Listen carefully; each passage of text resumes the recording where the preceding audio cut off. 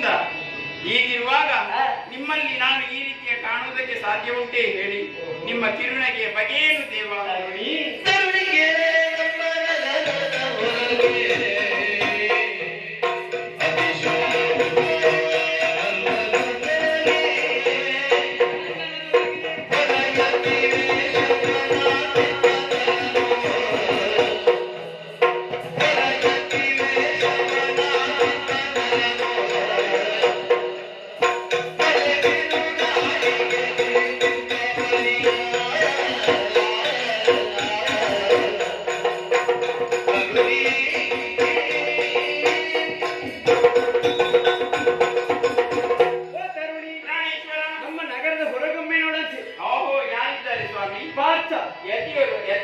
ಯತಿಯ ವೇಷದಲ್ಲಿ. ಯಾಕಂದ್ರೆ ಬಲವಾದಂತ ಕಾರಣ ಉಂಟು. ನನ್ನ ತಂಗಿಯಾದಂತಹ ಸುಭದ್ರೆಯನ್ನು ಕೌರವರಿಗೆ ಕೊಟ್ಟು ಮದುವೆ ಮಾಡಬೇಕೆಂದು ಅಣ್ಣನ ತೀರ್ಮಾನ.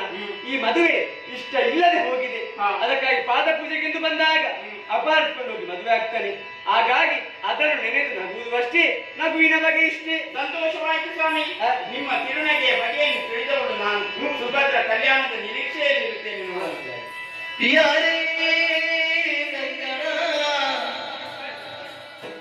ಯಾರೇ